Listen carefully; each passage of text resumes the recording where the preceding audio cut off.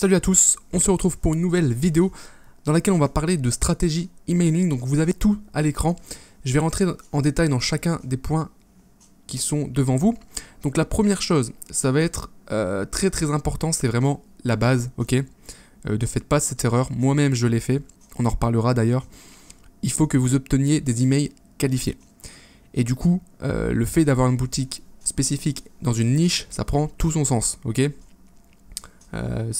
Si on reprend l'exemple de la marche nordique, évidemment, si on arrive à avoir que des emails de personnes qui font de la marche nordique, qui sont passionnées par la marche nordique, évidemment, quand on va envoyer nos emails, il y aura de fortes chances que celle-ci ouvre les emails et qu'elle clique également dedans. Ok, c'est l'objectif. Il y a beaucoup de personnes qui se plaignent que l'email ça marche pas, ils envoient des emails, les taux de clics sont laids, les taux d'ouverture même sont moches, ça marche pas. Alors que le problème c'est juste que les personnes qui reçoivent l'email en fait elles s'en foutent de l'email, elles sont pas du tout intéressées, ok. Tout simplement parce que ce ne sont pas des emails qualifiés, ok. J'ai fait l'erreur en lançant un jeu concours, sauf que j'ai attiré énormément de touristes. Et forcément, en faisant ça, j'ai reçu des emails de personnes qui n'achèteront jamais sur ma boutique, qui ne sont même pas intéressées par mes produits. Donc c'est très important d'avoir des emails qualifiés.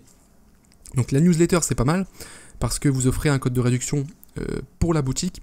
Donc potentiellement si la personne veut un code de réduction, c'est qu'elle se dit dans sa tête, peut-être que je commanderai sur cette boutique un jour, du coup c'est toujours bien d'avoir un code de réduction. Ok. Par contre si vous commencez à récupérer des emails par un jeu concours par exemple, comme je l'ai fait, alors il y a des techniques pour bien le faire. Voilà, vous risquez d'attirer énormément de touristes. Donc ça c'est vraiment la première chose. Ok, il vaut mieux avoir peu d'emails, mais avoir des emails qualifiés. C'est pareil, si vous avez 2000 emails mais qu'il n'y a que 100 personnes qui sont vraiment qualifiées, vous allez payer pour rien.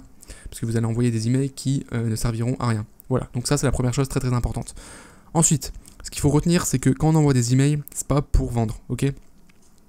Le but de l'email, c'est que, alors ça c'est mon avis là-dessus, c'est que les personnes ouvrent l'email, obtiennent de la valeur, ok, elles lisent ce qu'il y a dans l'email, peu importe ce que c'est, et après elles cliquent, elles arrivent sur votre site. Et une fois qu'elles sont sur votre site, là votre site, son rôle ça va être de convertir, ok, mais c'est pas l'email de convertir. Alors ça dépend des cas, on pourrait convertir également par email, bref, mais moi c'est comme ça que je fonctionne, et ça marche beaucoup mieux, ok.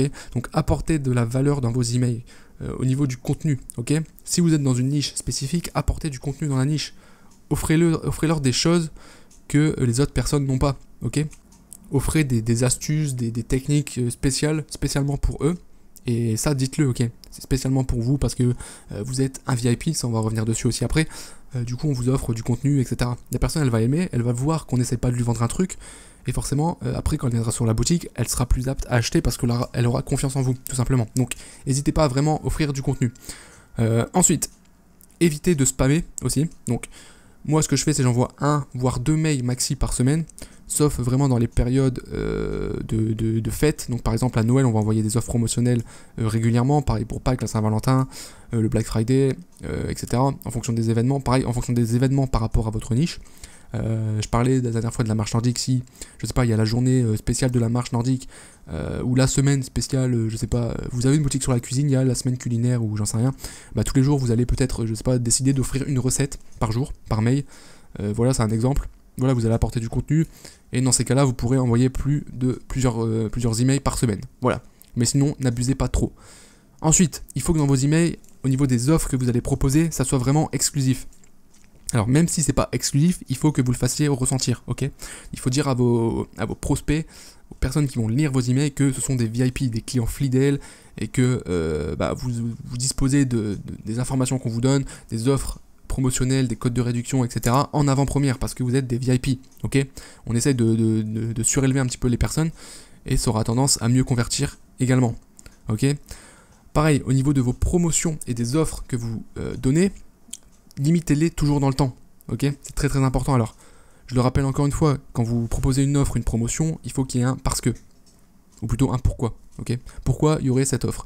Parce que je sais pas, c'est les 1 an d'ouverture de la boutique, parce que c'est Noël, voilà. Donc toujours avoir une raison et toujours limiter dans le temps, ok. L'offre est valable uniquement pendant 24 heures, pendant une semaine, etc. Très important.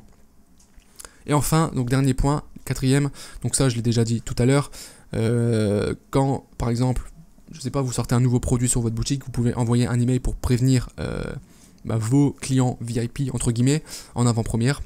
Voilà, et donc ça peut être aussi également quelque chose à faire. Ensuite, il va falloir optimiser.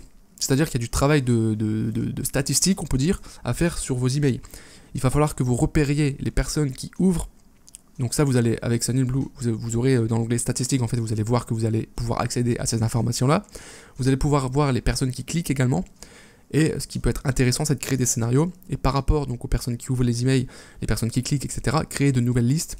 Mettre par exemple dans une liste toutes les personnes qui ont l'habitude de cliquer à vos emails. Toutes les personnes qui cliquent plus d'une fois sur deux dans tous vos emails, potentiellement c'est des personnes qu'on va plus mettre en valeur parce que voilà, elles sont beaucoup plus intéressées.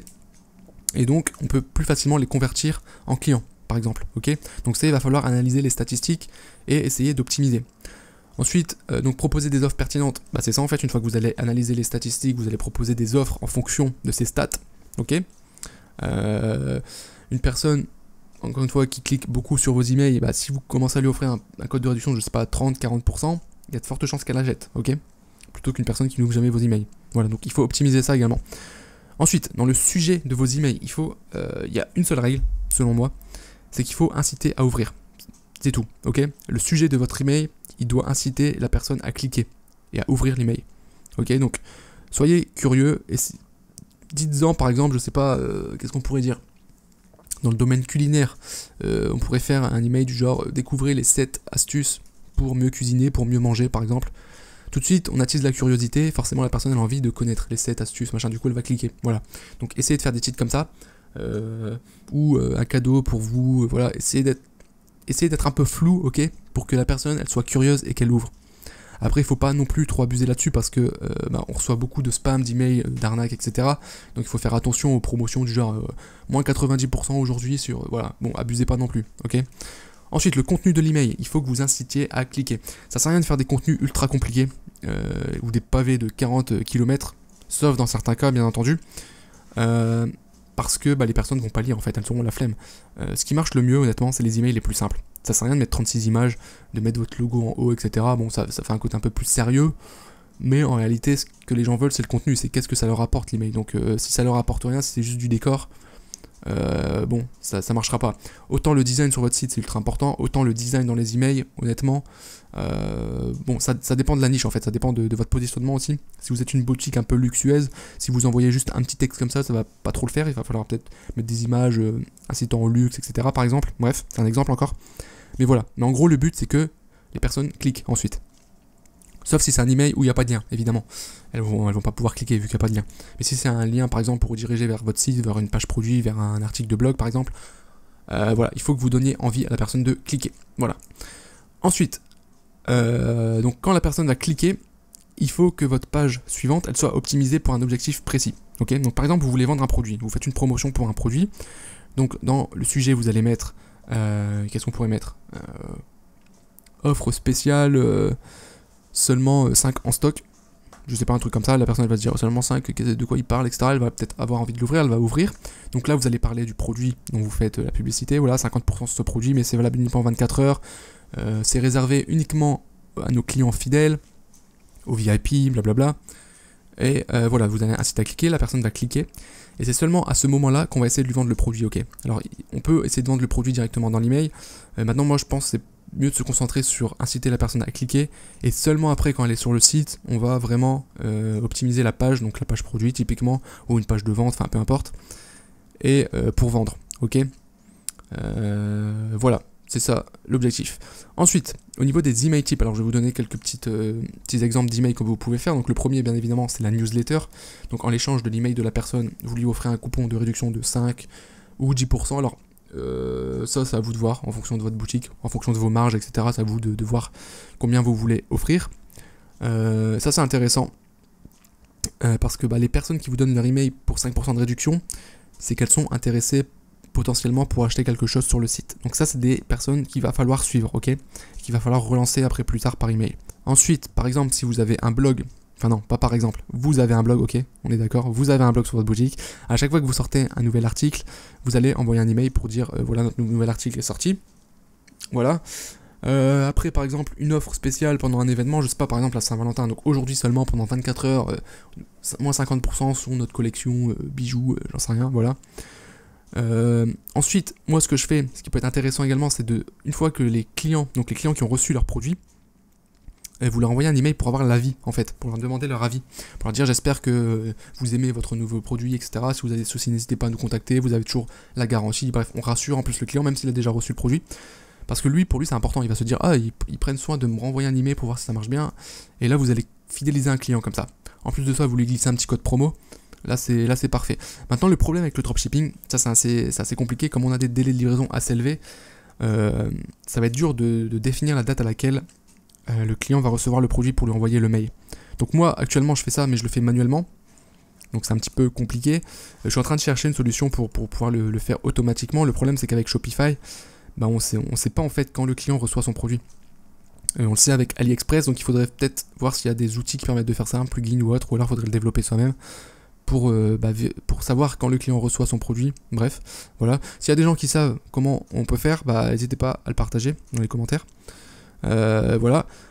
Et ensuite on pourrait faire aussi, donc pour les clients, donc les personnes qui ont déjà commandé chez nous, une offre spéciale sur un produit en particulier, avec par exemple ce produit là on a une réduction dessus, mais il n'y a que 10 produits en stock. Comme vous êtes un de nos clients fidèles, nous vous envoyons un email avant de proposer l'offre à tout le monde, parce que vous êtes dans notre liste de priorités, voilà, des exemples. Bref, on gonfle un petit peu, voilà, on met en avant le client, et puis voilà, donc c'est quelques exemples. Après ça va être à vous également de réfléchir. Moi ce que je vous recommande de faire, ce qui peut être vraiment intéressant, donc si vous achetez en ligne, vous recevez sûrement des emails comme ça promotionnels, donc au lieu de les supprimer, regardez un peu comment ils fonctionnent et reproduisez-le sur votre boutique. Alors faites-le sur des grosses boutiques, ok, faites-le pas sur des petites boutiques dropshipping qui font une vente tous les 3 mois, mais faites-le sur les gros sites si vous commandez en ligne. Après si vous commandez pas en ligne, allez quand même sur les gros sites, inscrivez-vous à leur newsletter. Au pire, si ça vous saoule de recevoir des spams, créez une adresse email bidon spécialement dédiée à ça et inscrivez-vous sur toutes les newsletters possibles. Comme ça vous allez pouvoir avoir des exemples de mails, de choses qui fonctionnent, etc. Et très souvent, quand on est sur des gros sites e-commerce et qui nous envoient beaucoup d'emails comme ça, c'est que ça fonctionne, ok, sinon ils vont pas s'embêter à faire ça, voilà. Donc voilà, j'ai fait un petit peu le tour sur les stratégies emailing, donc bon, bien sûr la liste n'est pas du tout exhaustive, pareil, si vous avez des stratégies à proposer, etc. pour les autres, bah, vous pouvez le faire, donc soit en commentaire, mais encore mieux, vous pouvez venir dans le groupe, partager vos informations par rapport à ça, les tests que vous avez pu faire, etc.